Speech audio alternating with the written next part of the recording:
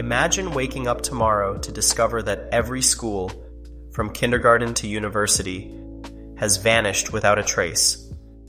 No classrooms, no teachers, no cafeterias filled with chattering students. At first glance, some might celebrate. No more homework, no more exams. Parents would suddenly find themselves unable to work, forced to stay home with children who previously spent their days learning and socializing at school. Companies would struggle as their workforce dwindles. The economy would start to sputter. According to research published during the COVID-19 pandemic, when schools temporarily closed, children reported significant psychological stressors, including fear, boredom, frustration, and a profound sense of isolation. UNESCO estimates that nearly 1.6 billion students in 200 countries were affected by school closures during the pandemic, representing 94% of the student population worldwide. But why would the disappearance of one institution, schools, create such far-reaching chaos throughout society? This is where functionalism, a powerful theoretical framework in sociology, offers us remarkable insights. Functionalism sees society not as a random collection of institutions and individuals, but as an intricate, living system where each part serves specific purposes that keep the whole system stable and functioning. Think of society as a human body. Just as the heart, lungs, and brain must work together to keep us alive, social institutions like schools, families, and governments must work in harmony to keep society healthy. When one organ fails, the entire body suffers. As we explore functionalism, we'll discover how this theoretical perspective helps us understand not just why schools are crucial, but how every institution in society, from religion to media, from family to economy, plays vital roles in maintaining social stability. The story of functionalism is not just about understanding how society works. It's about understanding why society works the way it does, and what happens when the delicate balance between its parts is disrupted. So let's dive deeper into this fascinating perspective that reveals the hidden connections holding our social world together.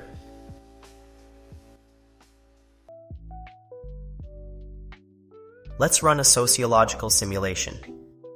We'll examine what happens when we remove a single institution, the education system, and trace how this disruption cascades through society, revealing both obvious and hidden functions that schools serve. First, let's look at the manifest functions, the obvious, intended purposes of education. Schools exist to transfer knowledge and skills from one generation to the next. They teach reading, writing, mathematics, and critical thinking. They prepare students for future careers and civic participation. These are the functions everyone recognizes and expects. But something fascinating happens when we look deeper. Research reveals that schools serve a complex web of latent functions, hidden purposes that maintain social stability in ways we rarely consider. According to peer-reviewed studies, when major educational institutions closed during COVID-19, these hidden functions suddenly became visible through their absence. Consider childcare, a crucial latent function of schools. When schools closed during the pandemic, UNESCO reported that 1.6 billion students were affected worldwide. Working parents, particularly mothers, were forced to reduce hours or leave jobs entirely to care for children. The economic impact was immediate and severe. A single institution's disruption revealed how schools silently support the entire economic system by enabling parents to participate in the workforce. But the ripple effects went deeper. Schools are also crucial engines of social networking and status allocation. They create friendship networks that often last lifetimes. They facilitate romantic partnerships.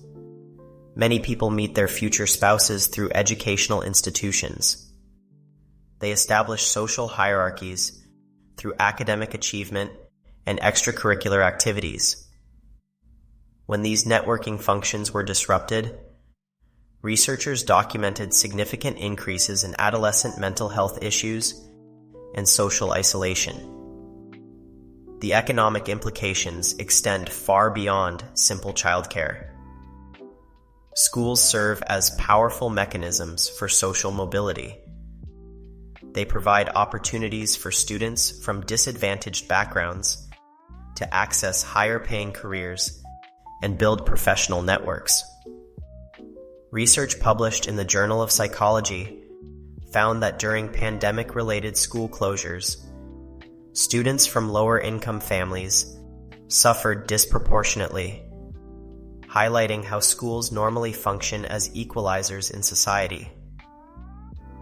Educational institutions also maintain social order in subtle ways. They socialize students into cultural norms and values. They teach time management through rigid schedules. They instill respect for authority through hierarchical teacher-student relationships. When schools closed, many communities reported increases in juvenile delinquency and antisocial behavior, revealing how schools normally channel young people's energy into structured, socially acceptable activities. The data is striking. During the pandemic, studies showed that schools closing led to a 33% decline in grade 4 reading scores globally, 7 months of learning loss on average, significant increases in behavioral problems, higher rates of anxiety and depression among students, reduced physical activity and poorer diets, disrupted sleep patterns, increased screen time, weakened social skills. But perhaps most revealing was how school closures exposed inequality. Students from disadvantaged backgrounds faced longer closures and larger learning losses. This highlighted another latent function of schools. They often serve as society's primary mechanism for addressing social inequalities through equal access to education and resources. Looking at education through a functionalist lens reveals something profound. Schools aren't just places where learning happens.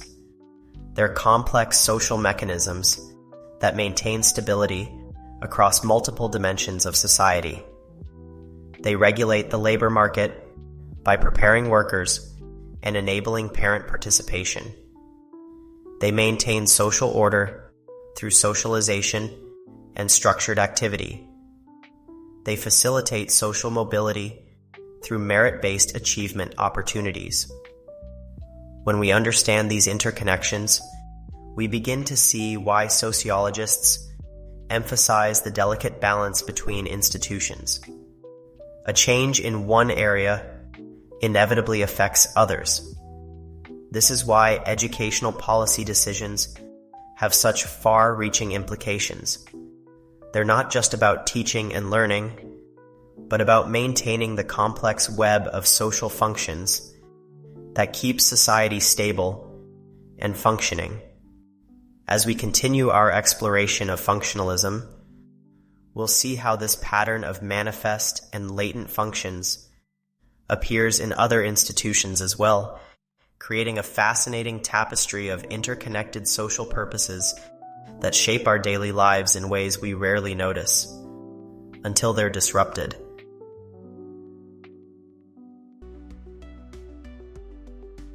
To understand functionalism, imagine society as a living organism. Just as your body is more than a random collection of cells, it's an intricate system where each organ serves specific purposes to keep you alive. Functionalists see society as an interconnected system where each institution plays vital roles in maintaining social stability and health. This powerful metaphor wasn't chosen randomly.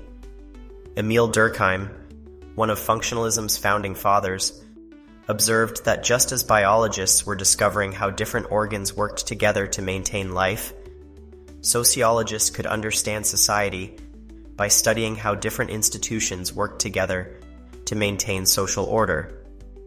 He coined the term social facts to describe forces that exist beyond any individual but shape all our lives, like language, laws, and cultural norms. Think about how your body maintains its temperature. Your brain receives signals about being too hot or cold. Your sweat glands respond. Your blood vessels dilate or constrict, and your muscles might shiver, all without conscious thought. Similarly, society has mechanisms that maintain stability through interconnected institutional responses to social changes. Talcott Parsons later developed this organic metaphor into a comprehensive theory, introducing the AGL framework: 4 essential functions that any society must fulfill to survive and thrive. Adaptation. A. How society adapts to its environment and distributes resources. This includes economic institutions that help society secure resources and adapt to environmental challenges. For example, when technological advancement disrupts traditional jobs, educational institutions adapt by developing new training programs. Research shows that since 2020, remote work has led to a 43-fold increase in digital skills training programs, demonstrating society's adaptive capacity. Goal attainment. G. How society sets and achieves collective goals. Political institutions typically serve this function by establishing priorities and mobilizing resources. Recent studies of institutional effectiveness show that societies with robust goal-setting mechanisms, like Switzerland's direct democracy system, tend to have higher levels of social stability and citizen satisfaction. Integration. I. How different parts of society remain coordinated and cohesive. Legal systems, media, and religious institutions often serve this function by promoting shared values and resolving conflicts. Data from social media impact studies reveals that platforms like Facebook now play crucial integration roles, with over 2.7 billion monthly active users maintaining social connections through digital means. Latency. L. How society maintains its core patterns and manages tensions. Cultural institutions, families, and educational systems help preserve social values and manage stress. Research during the COVID-19 pandemic showed that societies with strong latency functions, robust family structures, and cultural institutions demonstrated greater resilience to social disruption. These functions aren't just theoretical, they're measurable. For instance, researchers studying institutional adaptation have developed specific metrics for each AGL function. Adaptation. Economic indicators like GDP growth, innovation indices, goal attainment, political stability measures, policy implementation rates. Integration. Social cohesion. indices, trust in institutions, latency, cultural preservation metrics, family stability rates. Modern technology has given us unprecedented ability to measure these functions. Social network analysis can map integration patterns across millions of people. Big data analytics can track how institutions adapt to changes in real time. Economic indicators can measure adaptive capacity with increasing precision. But perhaps most fascinating is how these functions interact. When one function weakens, others often compensate. For example, when traditional religious institutions serving integration and latency functions declined in many Western societies, research shows that secular institutions like public education and social media platforms began fulfilling similar social cohesion roles. The implications are profound. By understanding society as an integrated system, we can better predict how changes in one area will affect others. We can identify when institutions are failing to serve their functions and develop targeted interventions. We can even anticipate how new technologies might disrupt or enhance social stability by affecting these core functions. This system's view of society isn't just theoretical. It's a practical tool for understanding social change and stability in our rapidly evolving world. As we'll see in our next section, applying this framework to real-world situations reveals fascinating patterns that might otherwise remain hidden.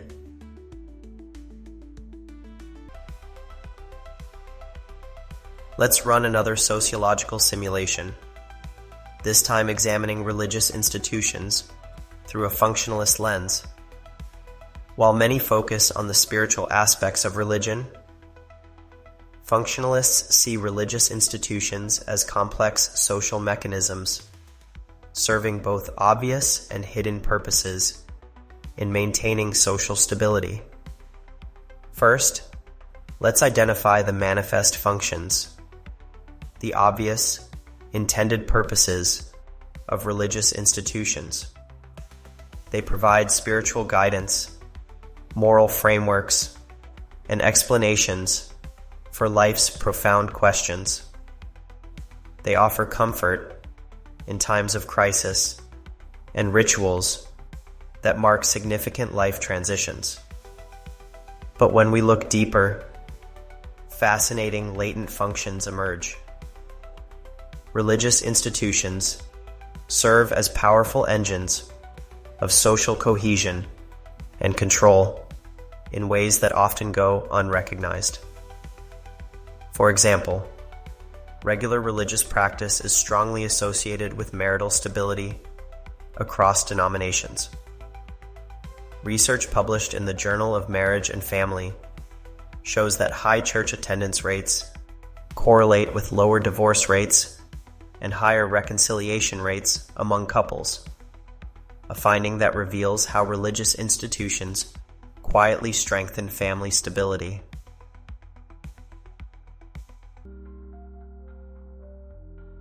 Regular attendance creates stable social networks. Shared beliefs foster group solidarity. Organized activities provide structured social interaction, and support systems activate during personal crises. Moral guidelines influence behavior. Community oversight encourages conformity.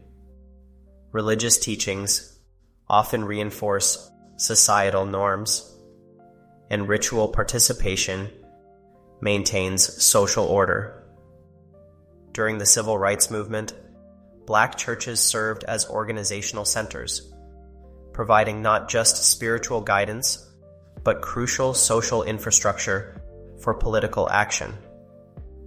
They demonstrated how religious institutions can simultaneously fulfill both manifest functions, spiritual leadership, and latent functions, social organization, and resistance to injustice. But what happens when religious institutions weaken? Research shows interesting adaptations. In highly secular societies, other institutions often step in to fulfill traditional religious functions.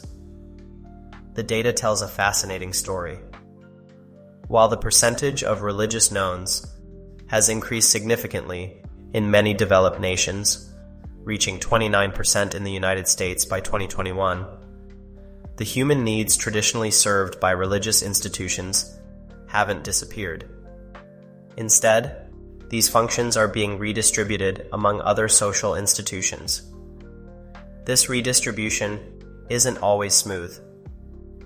Research indicates that societies undergoing rapid secularization often experience temporary increases in social dysfunction as they adapt.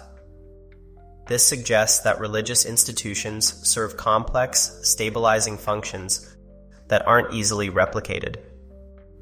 Looking deeper, we can trace specific examples of functional adaptation. Weekly worship, group fitness classes, confession, therapy sessions, religious festivals, secular celebrations, church communities, online communities, religious education, ethics classes, prayer, meditation. But here's where it gets really interesting. Despite these adaptations, some latent functions of religious institutions prove particularly difficult to replace. For instance, religious institutions excel at creating multi-generational communities, providing consistent moral frameworks, offering ultimate meaning and purpose, facilitating regular face-to-face interaction, and connecting daily life to transcendent values. This helps explain why even highly secular societies often maintain certain religious institutions or create secular alternatives that mirror religious structures. For example, Denmark, despite high secularization rates, maintains a state church that continues to mark important life transitions and preserve cultural traditions. Understanding these functions helps us predict potential consequences of religious change. When religious participation declines, we might expect increased demand for secular counseling services, growth in alternative community organizations, rise of new moral movements, evolution of secular rituals, and development of new meaning-making institutions. This functional analysis reveals something profound. Religious institutions aren't just about belief. They're complex social mechanisms that maintain stability through multiple interconnected functions. Whether these functions are fulfilled by traditional religious institutions or secular alternatives, societies must find ways to meet these fundamental social needs. Think about your own community. What institutions currently fulfill these traditional religious functions? How might these roles continue to evolve as society changes? Understanding these patterns helps us anticipate and prepare for social changes while ensuring essential functions remain served, whether through traditional or innovative new forms.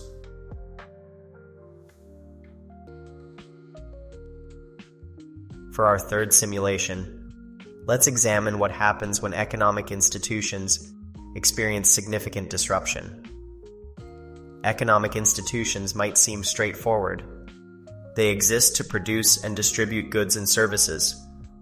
But through a functionalist lens, we discover they're deeply interwoven with every other aspect of society in ways that often become visible only during times of crisis. Consider how economic changes ripple through society. When major corporations shifted to remote work in 2020, the impact went far beyond simple workplace logistics. According to McKinsey's research, this transformation accelerated digital adoption by 3 to 4 years in just months. But the effects weren't limited to business. They fundamentally altered family dynamics, educational practices, and social relationships. Economic institution, family, workplace policies affect family time. Income levels influence family structure.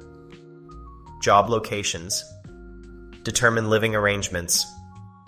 Employment benefits impact family health. Career demands shape parenting practices.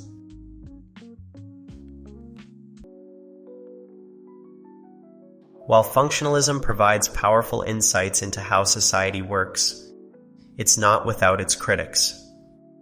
Like any theoretical framework, it has blind spots and limitations that we need to understand to use it effectively.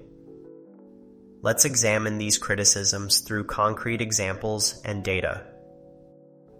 First, critics argue that functionalism oversimplifies complex social dynamics. By focusing on how institutions maintain stability, it can overlook the role of conflict and change in driving social progress. Consider the civil rights movement. A functionalist analysis might have seen segregation as serving stability, maintaining functions, missing how this stability was built on profound injustice and required disruption for positive change. The data supports this critique. Research on social movements shows that significant positive changes often come through disruption rather than stability. For example, studies of successful social reforms since 1945 indicate that nonviolent resistance movements achieve their goals 53% of the time, compared to 23% for violent movements. Conflict theorists raise another crucial criticism. Functionalism can inadvertently justify inequality and oppression by explaining them as necessary for social stability. When we examine income inequality data, we see this concern validated. The richest 1% of Americans now own more wealth than the entire middle class. Yet a purely functionalist analysis might explain this as serving some social function rather than questioning its fundamental fairness. There's also the question of change. Critics argue that functionalism struggles to explain rapid social transformation. For instance, the rise of social media platforms fundamentally altered communication patterns in ways functionalism wouldn't have predicted. Technological disruption regularly makes entire industries obsolete before social systems can adapt. Climate change creates environmental pressures that challenge traditional institutional responses. Modern research supports these critiques. Studies show that institutional adaptation often lags behind technological change by 3 to 4 years. Social systems frequently experience dysfunction during rapid transitions. Traditional stability-maintaining functions can actually resist necessary changes. However, modern functionalists have responded to these criticisms with important refinements.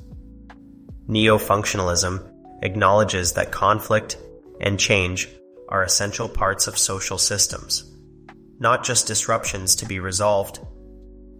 Modern applications recognize that some dysfunctions can serve positive long-term purposes.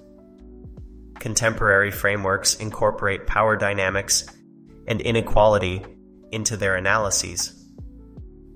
Real-world examples show both the limitations and continuing relevance of functionalism. Success cases. Explaining how societies maintained core functions during COVID-19 lockdowns. Understanding how new institutions emerged to fulfill traditional functions. Predicting ripple effects of institutional changes. Limitation cases. Difficulty explaining rapid technological disruption. Struggles with analyzing revolutionary social changes. Challenges in addressing systemic inequality. Perhaps most importantly, recent research shows that combining functionalist insights with other theoretical perspectives yields the most comprehensive understanding.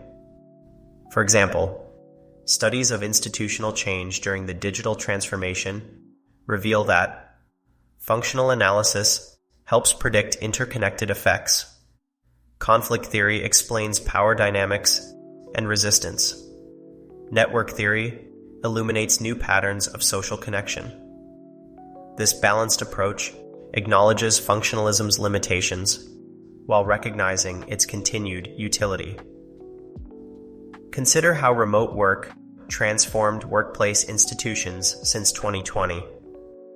Functionalism correctly predicted interconnected effects on family and education, but it struggled to explain the rapid pace of change and missed power dynamics between workers and employers. The key lesson? Functionalism remains a valuable tool for understanding society, but it's most effective when combined with other theoretical perspectives, updated with modern research insights, applied with awareness of its limitations, used to complement rather than replace other analyses. As we face unprecedented social challenges, from climate change to artificial intelligence, functionalism's emphasis on interconnected systems remains relevant, but we must use it thoughtfully, acknowledging its limitations while leveraging its insights to understand and navigate social change. The future of functionalist theory likely lies in its integration with other perspectives and new methodologies. Machine learning and big data analytics now allow us to map institutional interconnections with unprecedented detail. Network analysis reveals patterns of social adaptation that traditional functionalism might miss. Understanding these limitations and adaptations makes functionalism more useful, not less. It becomes a practical tool for analyzing social systems while remaining mindful of power dynamics, inequality, and the necessity of change. In our rapidly evolving world, this balanced approach helps us understand both stability and transformation in social systems.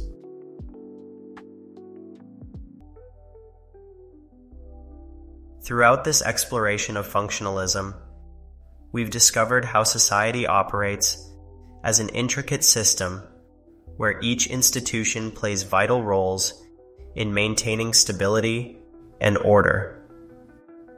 From schools to religious institutions, from economic systems to families, we've seen how changes in one area create ripple effects throughout the entire social fabric. We've examined how manifest functions, the obvious, intended purposes of institutions, work alongside latent functions, the hidden, unintended effects that often prove equally crucial for social stability. We've seen this through concrete examples, from the far-reaching impact of school closures to the complex ways religious institutions maintain social cohesion. Let's test your grasp of functionalist thinking with some questions to consider. How would functionalists explain the role of social media in modern society? Think about both manifest functions, communication, information sharing, and latent functions, social control, status allocation. Consider how platforms like Facebook, with its 2.7 billion monthly active users, have taken on traditional functions of other institutions. What are 3 latent functions of the education system?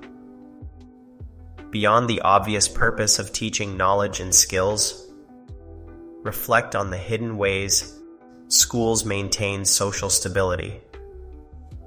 Remember the research showing how school closures revealed these functions during the pandemic. How might a functionalist predict the societal impact of remote work?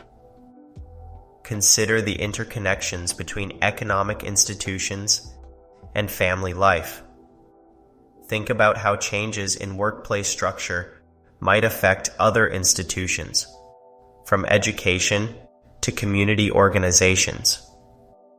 Can you identify both manifest and latent functions of your own family unit?